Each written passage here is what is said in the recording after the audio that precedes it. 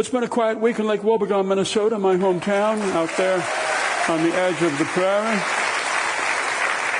Been chilly at night in the 30s. The crickets are all quiet. We hear the pop of the shotguns from duck hunting. Duck hunters, like an old medieval guild. Because it's hereditary, you can't be a duck hunter unless your dad was. And so it's just handed down from one generation to the other. It's like aristocracy, landed aristocracy. Politics is upon us. Campaigns are honest. People try to avoid the subject, of course, but nonetheless you can see people looking at you with looks of pity and compassion for the darkness and superstition that you live in, you of your particular political bent. And it can be stressful for the mixed marriage, like Clint and Irene Bunsen. She's a Republican and he's not. He woke up in the middle of the night about a week ago, and she was lying right up next to him, and she was saying in a very low voice, "You know that Obamacare is a ridiculous mess. And you know that socialism and permissiveness are tearing at the very fabric of our society." "What are you doing?" he said.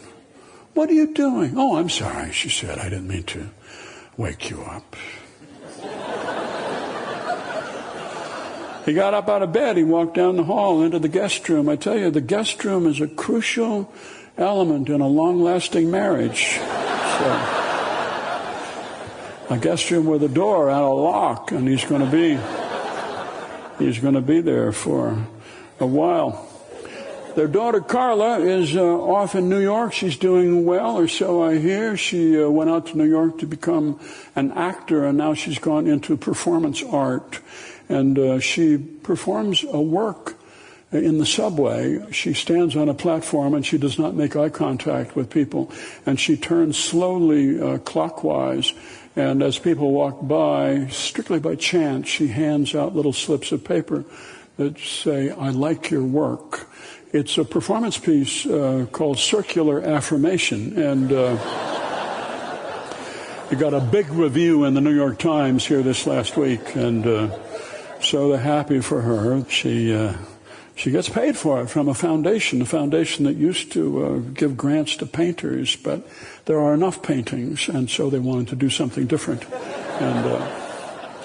And this is what art is in our time. I was up in Lake Wobegon just this last week, and I went up to the seniors banquet at Lake Wobegon Lutheran Church to be the guest speaker, or so I thought, but there was nobody waiting for me at the door to show me in, and they asked me to buy a ticket, and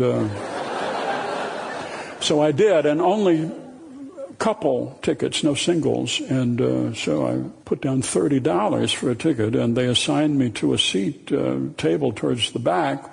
Darrell and Marilyn Tollerud were back there, and I know them, and so we sat and talked. They seemed to be a little upset about the church. They brought out the entree, the waiters, and it was spaghetti and meatballs. And Marilyn said, "You would think that people would get tired of this same thing year after year after year. Where is the imagination?" Well, I was trying to think what I was going to talk about in my speech. I was sort of thinking I would tell the pontoon boat story.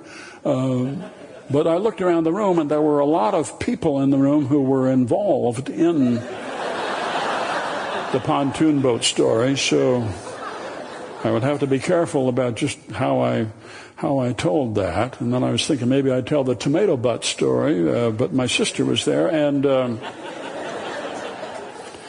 maybe the story about Florian and Myrtle Krebsbach and the truck stop, which I sort of remembered but couldn't completely. I looked around, I was kind of surprised. It was the seniors' banquet, and they seemed to accept me as one of their own. There were classmates of mine who were there. No, Marilyn said, Darrell and David Sample complete. Ready to continue?